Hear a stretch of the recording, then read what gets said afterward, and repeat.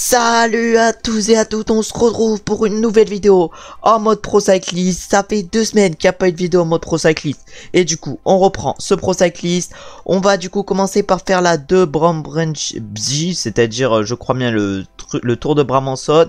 Ensuite, on ira faire Liège-Bastogne-Liège, le Tour de Romandie. On fera le Tour de Romandie en intégralité. Et donc, les 6 étapes. Et on finira par faire les 3 premières étapes du Tour d'Italie, c'est-à-dire notre premier grand tour. Et du coup, là, on va se retrouver au départ de ce Tour de Bram-en-Saône, on va essayer d'aller chercher un gros résultat et on va se retrouver au départ pour voir quel objectif nous donne le directeur sportif. Et du coup, on se retrouve au départ de ce Tour de Bram-en-Saône avec pour objectif de terminer dans le top 30. On avait également l'objectif de faire l'échappée, de se montrer en échappée 65 km dans les 130 derniers kilomètres, mais ça on va pas le faire. On va tout jouer pour la victoire dans cette course et on va essayer d'aller la chercher. On va se retrouver une fois que la course se décante, vu que je pense qu'il va se passer pas mal de choses dans cette course. Et du coup on se retrouve maintenant à 32 km de l'arrivée. Il y a les premières attaques qui viennent d'arriver avec je crois bien Charming. Ouais, c'est Charming et Casper Asgreen qui les ont attaqués devant. C'est peut-être un peu tôt, 32 km, mais en tout cas ils ont déjà décidé d'accélérer. Nous on va essayer d'aller pourquoi pas les chercher. De toute façon notre objectif aujourd'hui c'est pas le top 30, c'est la victoire. Alors qu'on a Daniel Felipe Martinez dans notre roue, mais là ça commence à accélérer à maintenant 28 km de l'arrivée. Et maintenant ça rattaque, c'est Jonathan Narvaez cette fois-ci qui attaque. Encore une fois suivi par Casper Asgreen, il est pour l'instant dans tous les bons coups Casper Asgreen. Et le peloton a totalement explosé après cette accélération, on n'est plus que 54 dans le peloton. Et là la plupart des favoris viennent d'attaquer, on va essayer de les suivre avec notre coureur. Mais pour l'instant ça fait que accélérer, on va pas pouvoir suivre tout le monde actuellement, même si devant ils sont partis à 6. Et ils sont très forts, hein. Ouais, il y a Wout van Aert qui est parti, il y a Daniel Felipe Martinez, c'est peut-être le bon groupe qui est parti devant. Maintenant va falloir essayer d'aller les chercher avec notre coureur. C'est bon, on a réussi à revenir et maintenant ça accélère encore une fois. C'est encore une fois Wout van Aert qui accélère avec Casper Asgreen. Oh là là, ils font que attaquer depuis tout à l'heure.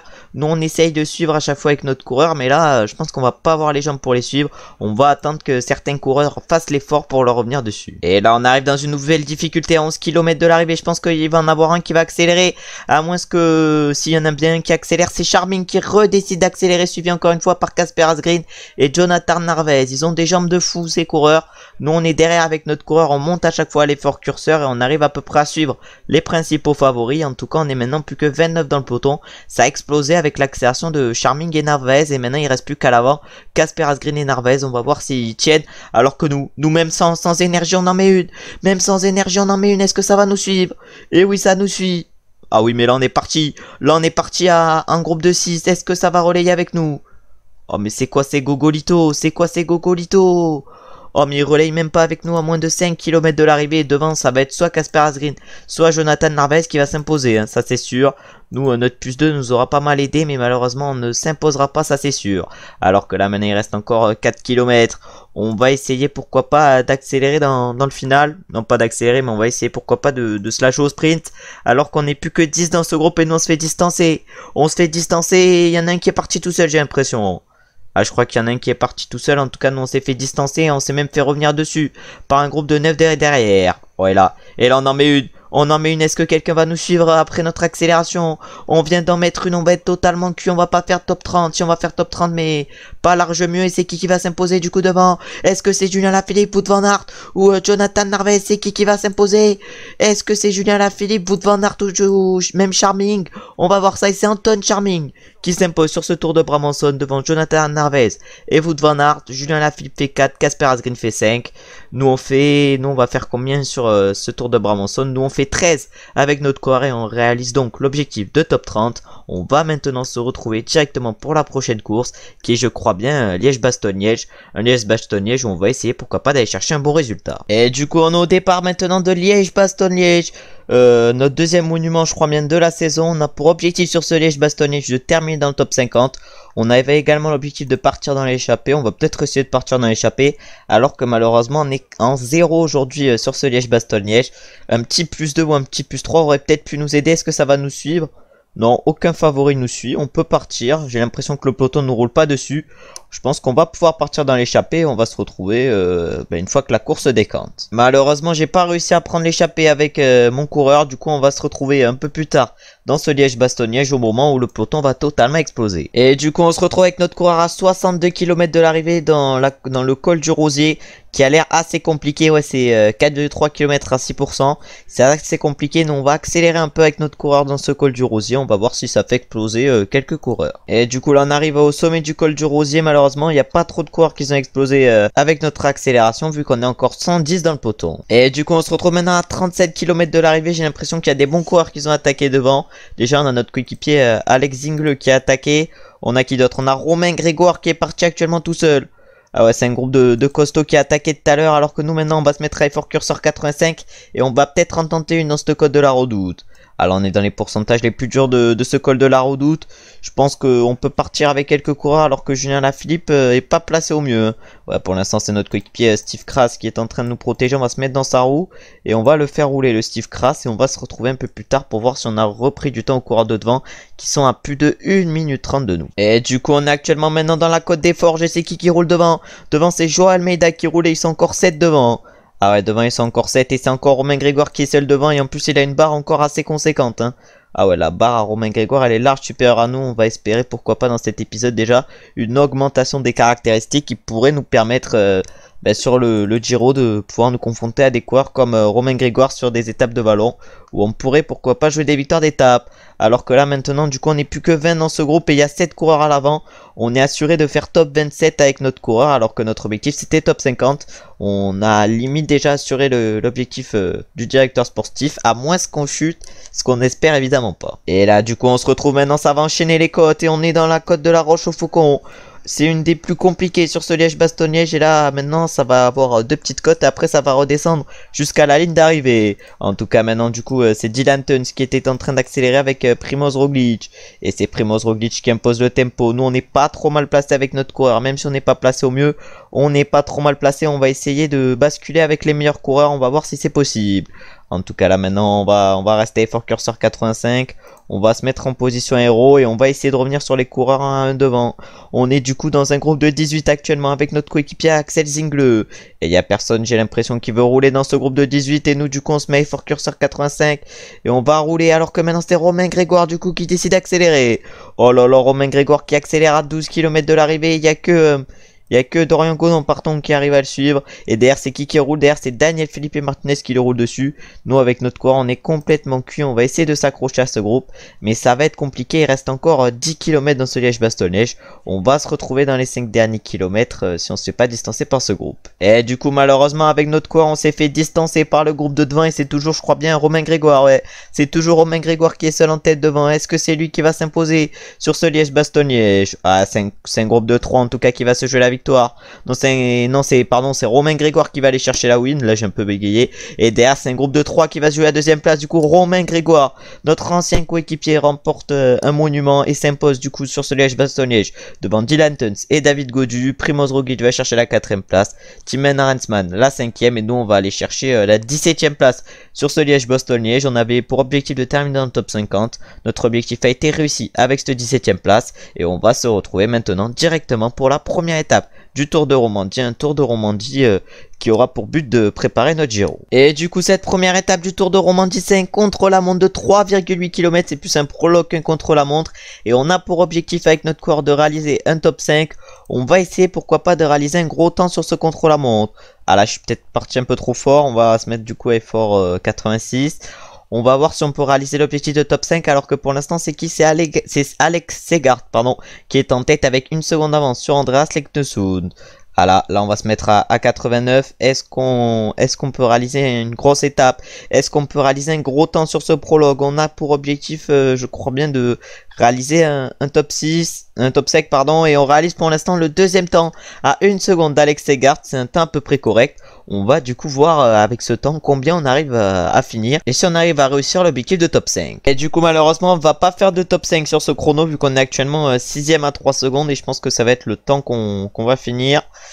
Et ouais, moi je crois là tous les coureurs sont arrivés sur cette première étape du Tour de Romandie. On va donc chercher même une 7ème place à 4 secondes. Au classement général on est du coup 7ème. Au classement par points c'est Bisseguer qui est en tête. Et au classement des jeunes c'est Alex Segard qui est en tête. On a quand même réussi un chrono assez correct avec notre coureur et on remporte donc 4 points après ce chrono et on va se retrouver directement au départ de la deuxième étape de ce Tour de Romandie. Et du coup on se retrouve au départ maintenant de cette deuxième étape du Tour de Romandie avec pour objectif de terminer dans le top 3 d'étape alors qu'on a moins 5. Vraiment le directeur sportif, je sais pas ce qu'il nous a donné comme objectif. En tout cas avec notre moins 5 je pense que le top 3 est assez impossible. On va essayer de limiter la casse et on va se retrouver dans la dernière cote de seconde catégorie. Et du coup on se retrouve maintenant au niveau du dernier seconde catégorie. On est encore dans ce groupe.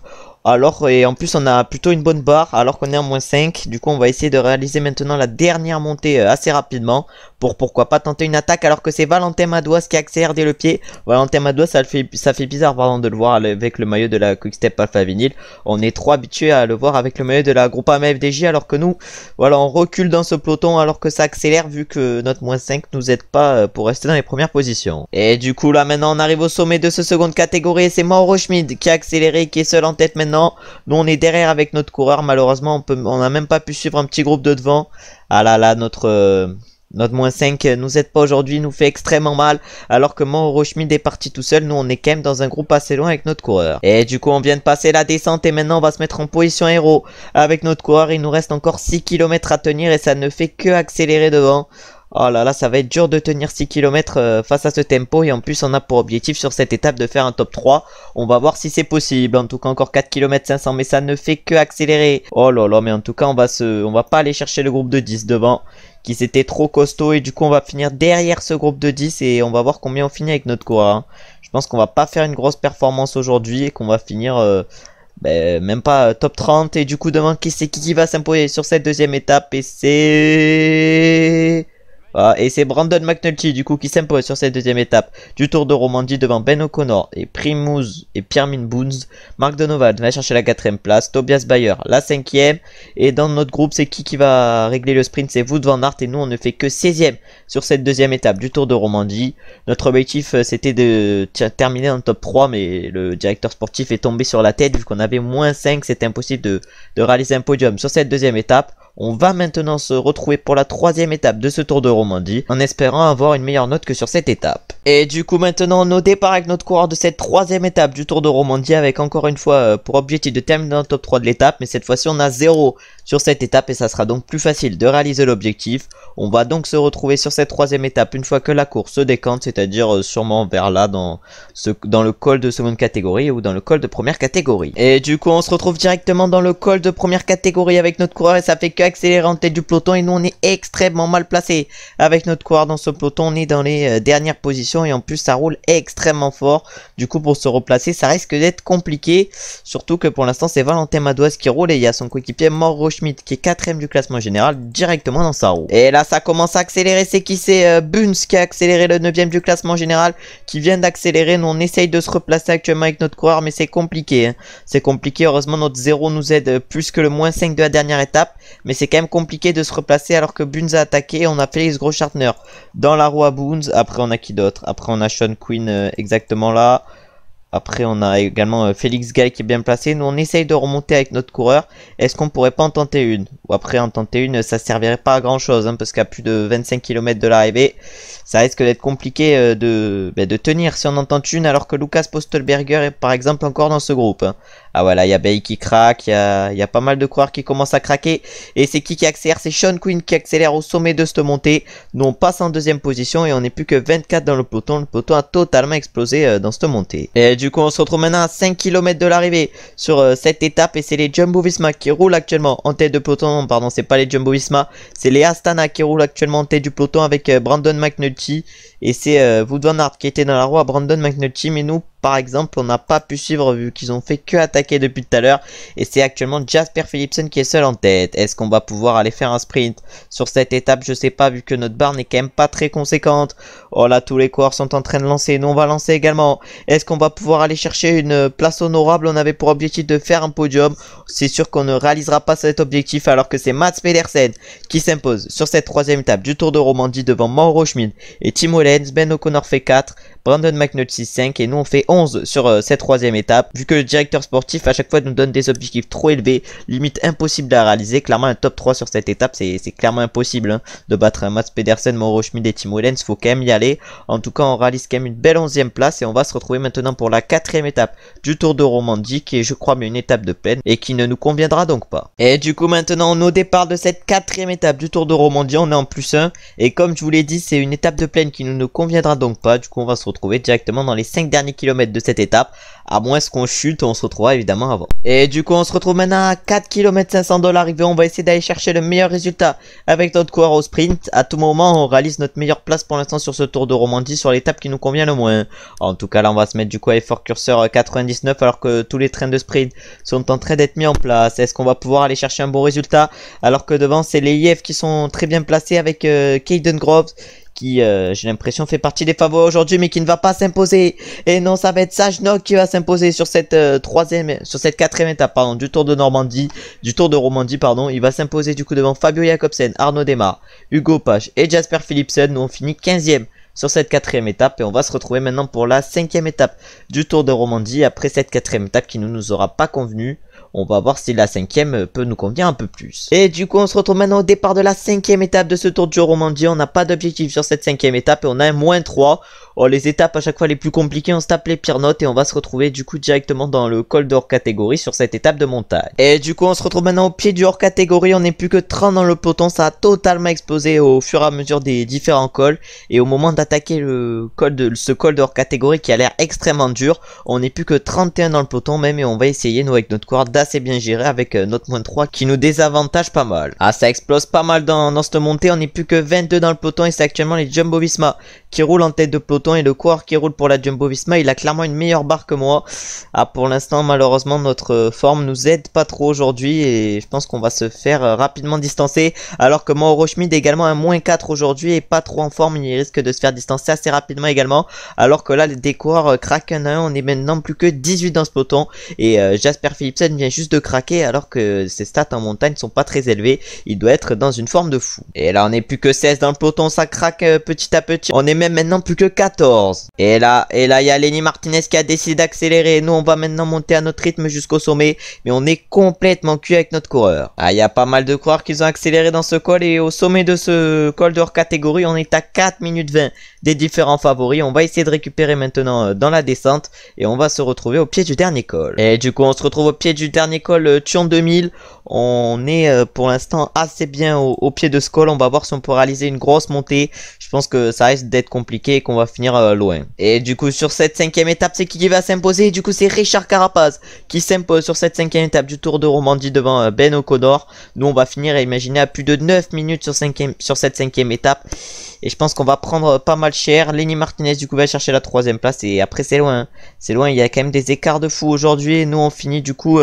nous par exemple on finit 14e à plus de 10 minutes. Hein. Vraiment les écarts sont impressionnants. Sur cette 5e étape, notre -3 nous aura pas mal désavantagé pour cette 5e étape. Et on va du coup maintenant aller voir les podiums après cette 5e étape. Avant d'attaquer la 6e étape qui sera un contre-la-montre. Et du coup on peut voir les podiums après cette 5e étape où du coup Richard Carapaz s'est imposé pour 22 secondes par rapport à Ben O'Connor. Et 1 minute 51 par rapport à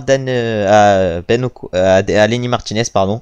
Et du coup au classement général Ben O'Connor a maintenant pris la tête et c'est Richard Carapaz qui est 2e à 33 secondes. Lenny Martinez est lui 3e à 2 minutes 04. Ensuite au classement du meilleur grimpeur c'est Harry Sweeney qui est en tête. Au classement par points c'est Brandon McNulty qui est en tête. Et au classement des jeunes c'est Lenny Martinez.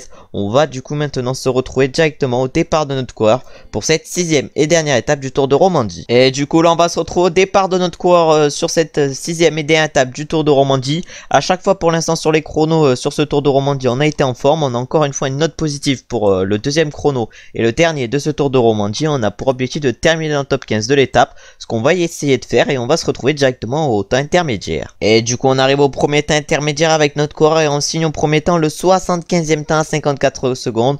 On est pour l'instant assez loin de Wout van Aert mais surtout assez loin de l'objectif qui était de réaliser un top 15. Et du coup on se retrouve maintenant à 700 mètres de l'arrivée sur ce chrono. On va voir si on réalise un gros temps ou pas. En tout cas on va tout donner et on réalise du coup le 45e temps. On avait pour objectif de réaliser un top 15 mais on va être loin du top top 15. Hein. Je sais pas comment ils gèrent l'IA pour faire mieux que top 15, mais c'est limite impossible. Alors que voilà, tous les coureurs là, ils sont devant nous à peu près. Et nous, du coup, on va réaliser sur cette dernière étape du Tour de Romandie une 51e place. Une étape où c'est Wout van Aert qui s'est imposé devant Filip Ogana et Mats Pedersen. Au classement général, c'est du coup Ben O'Connor qui remporte ce Tour de Romandie devant Richard Carapaz et Lenny Martinez. Au classement du meilleur grimpeur, c'est Harry Sweeney qui s'impose. Au classement par points, c'est Brandon McNulty. Et au classement des jeunes, c'est Lenny Martinez. Voilà, ce Tour de Romandie en préparation du Giro était plutôt compliqué vu que nos différentes notes n'auront pas été impressionnantes et on n'aura pas trop progressé du coup sur ce Tour de Romandie. Et on va maintenant du coup se retrouver avec notre coureur directement pour la première étape du Giro où on va se retrouver au départ de notre coureur sur le contre-la-montre. Et du coup là on se retrouve au départ de notre coureur pour ce contre-la-montre, pour ce prologue même. Cette première étape du Giro d'Italia, c'est du coup notre premier grand tour. Voilà, on s'élance sur notre premier grand tour. On n'a pas d'objectif sur cette première étape du Giro. On va essayer de faire le chrono à fond, même si je pense que sur ce Giro, on ne va pas jouer le classement général, mais on va plus jouer les victoires d'étape et le classement du meilleur grimpeur. Et du coup, on arrive au premier temps actuellement avec notre coureur sur ce chrono et on est pour l'instant 16e à 20 secondes.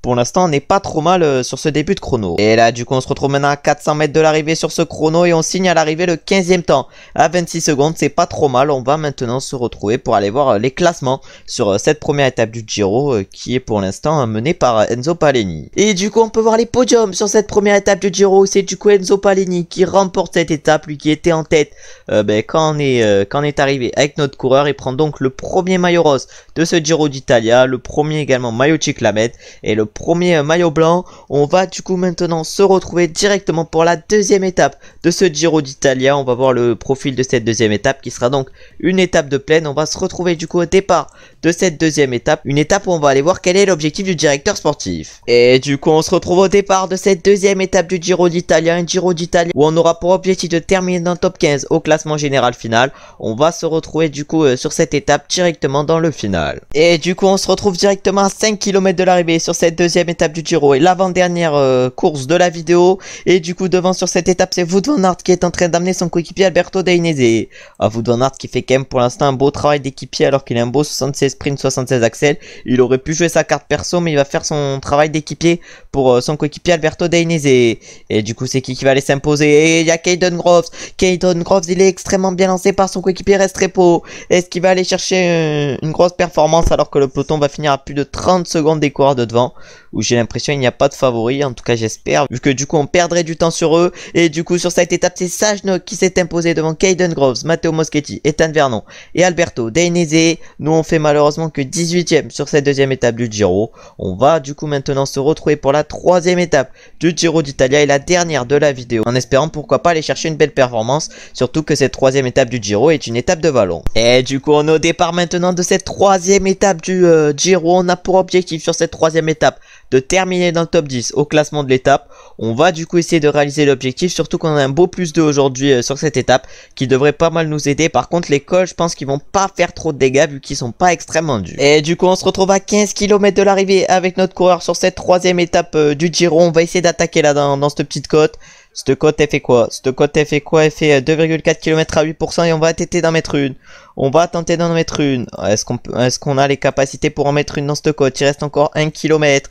On va sûrement faire exploser un peu le peloton je pense, alors que derrière c'est en difficulté pour essayer de nous suivre. Hein. Ouais, pour l'instant c'est Louis Louvet notre coéquipier qui nous protège bien. En tout cas là on va sûrement bientôt accélérer avec notre coureur en sprint. À 300 mètres on en met une. Est-ce qu'on va pouvoir faire 13 km tout seul? On va voir ça. Oh d'ailleurs je dis à tous mes coéquipiers de se relever. On a plus de 30 secondes d'avance. Est-ce qu'on va pouvoir tenir jusqu'à l'arrivée? En tout cas on va tout donner. Oh là là, plus de 30 secondes d'avance. Derrière le peloton ne compte plus que 28 unités. Nous on va tout donner maintenant jusqu'à l'arrivée. Il reste 10 km à tenir. Est-ce qu'on va voir les jambes pour aller jusqu'au bout? On va voir ça. Ah il reste encore maintenant 7 km 500 et ils sont plus qu'à 16 secondes derrière. C'est Thibaut Pinot qui était en train de rouler dans le peloton. Maintenant j'ai l'impression que c'est Nicola Conchi. Ah ouais, maintenant c'était Nicola Conchi qui était en train de rouler. Ils font l'effort derrière nous pour nous revenir dessus. Et c'est Wout van Aert qui a réussi à nous revenir dessus. On a également Robert Stannard qui a réussi à nous revenir dessus. Oh là là, ils sont tous cuits. Ils sont tous cuits. On n'est plus que 25 dans ce groupe, mais je pense qu'ils sont à peu près tous cuits. Nous on est toujours à effort curseur 85. On est toujours en position héros. Est-ce qu'on va pouvoir aller chercher un gros résultat aujourd'hui? On va aller voir ça. pas. En tout cas, on a Brandon McNulty, j'ai l'impression qu'il va accélérer. En tout cas, on n'est plus que 25 dans ce groupe. J'ai fait totalement exploser le peloton avec mon attaque au niveau du sprint inter.